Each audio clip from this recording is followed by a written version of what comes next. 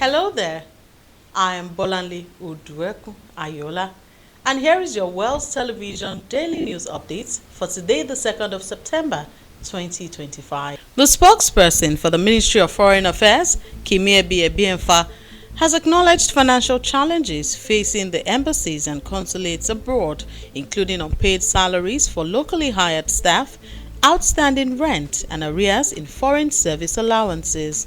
The Ministry of Foreign Affairs cited budgetary shortfalls and long-standing funding gaps as the main causes of the operational difficulties.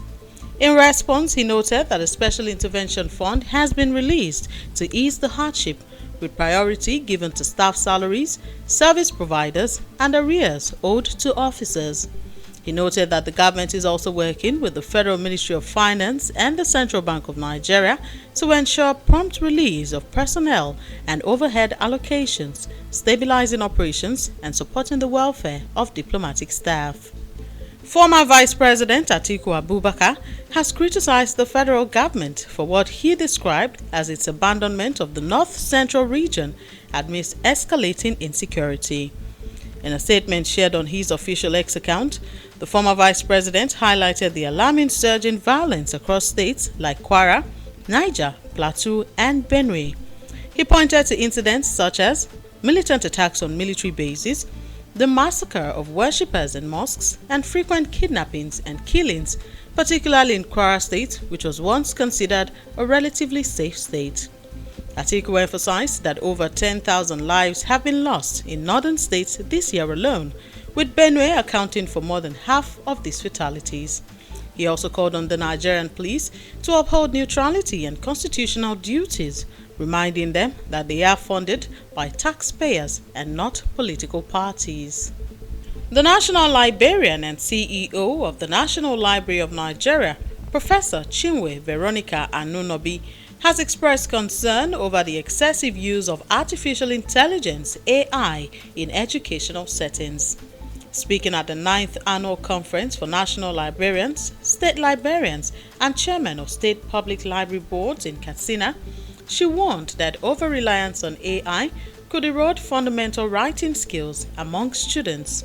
The conference themed Repositioning Nigerian Public Libraries, Innovation, Inclusivity, Empowerment and Partnership provided a platform for stakeholders to discuss reforms aimed at modernizing libraries and promoting a strong reading culture. Professor Anunobi urged Nigerians, especially the youth, to revive the reading culture by engaging more with libraries. Governor Diko Rada of Katsina State, represented by Commissioner Muhammad Musa, reiterated the state's commitment to revitalizing education and libraries, aligning with the conference's objectives. The National Agency for Food and Drug Administration and Control, NAFDAC, has issued a public alert about unregistered and falsified oxytocin injections circulating in the market. These dangerous products, they say, may cause severe harm to mothers and newborns and are not listed in official registries. The agency therefore urges regulatory enforcement and immediate reporting of any suspicious medical products. On the foreign scene, a devastating landslide has wiped out the village of Tarasin in Sudan's Darfur region, killing an estimated 1,000 people.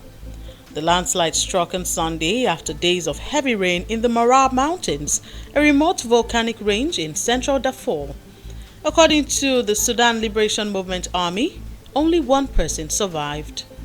Heavy rains triggered the disaster, flattening the entire settlement in one of the deadliest natural catastrophes in the country's recent memory. Rescue efforts face obstacles due to the area's remoteness and ongoing conflict. Meanwhile, over 40,000 people have died since fighting erupted in April 2023, with millions more displaced and some communities now resorting to eating grass to survive. The United Nations has said that the situation in Sudan is one of the worst humanitarian crises on earth and now made even worse by nature's fury. And in sports, the Super Eagles have stepped up their preparations for the 2025 FIFA World Cup qualifiers, with 13 players now in camp ahead of upcoming fixtures against Rwanda and South Africa.